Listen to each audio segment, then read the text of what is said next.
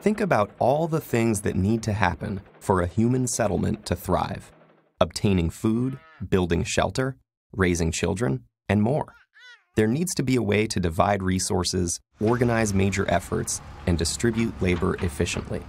Now imagine having to do this without any sort of planning or higher-level communication. Welcome to the ant colony. Ants have some of the most complex social organization in the animal kingdom, living in structured colonies containing different types of members who perform specific roles. But although this may sound similar to some human societies, this organization doesn't arise from any higher-level decisions, but is part of a biologically programmed cycle. In many species, all the winged males and winged virgin queens from all the nearby colonies in the population each leave from their different nests and meet at a central place to mate, using pheromones to guide each other to a breeding ground. After mating, the males die off, while females try to establish a new colony. The few that are successful settle down in a suitable spot, lose their wings, and begin laying eggs, selectively fertilizing some using stored sperm they've saved up from mating. Fertilized eggs grow into female workers who care for the queen and her eggs, build and defend the colony, and forage for food, while unfertilized eggs grow into males whose only job is to wait until they are ready to leave the nest and reproduce, beginning the cycle again. So how do worker ants decide what to do and when? Well, they don't really. Although they have no methods of intentional communication, individual ants do interact with one another through touch, sound, and chemical signals. These stimuli accomplish many things, from serving as an alarm to other ants if one is killed, to signaling when a queen is nearing the end of her reproductive life. But one of the most impressive collective capabilities of an ant colony is to thoroughly and efficiently explore large areas without any predetermined plan. Most species of ants have little or no sense of sight and can only smell things in their vicinity.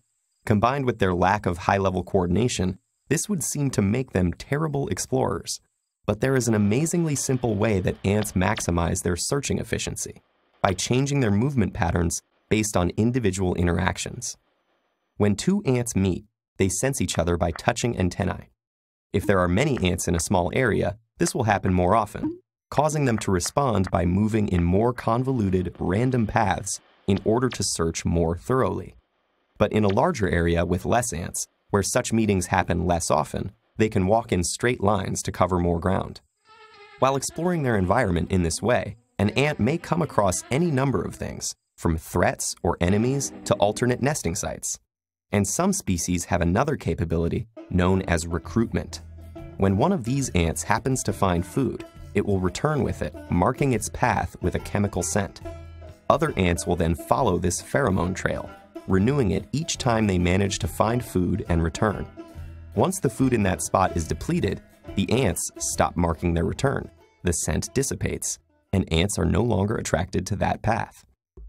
These seemingly crude methods of search and retrieval are in fact so useful that they are applied in computer models to obtain optimal solutions from decentralized elements, working randomly and exchanging simple information. This has many theoretical and practical applications, from solving the famous traveling salesman problem to scheduling computing tasks and optimizing internet searches, to enabling groups of robots to search a minefield or a burning building collectively without any central control. But you can observe these fascinatingly simple yet effective processes directly through some simple experiments by allowing ants to enter empty spaces of various sizes and paying attention to their behavior. Ants may not be able to vote, hold meetings, or even make any plans, but we humans may still be able to learn something from the way that such simple creatures are able to function so effectively in such complex ways.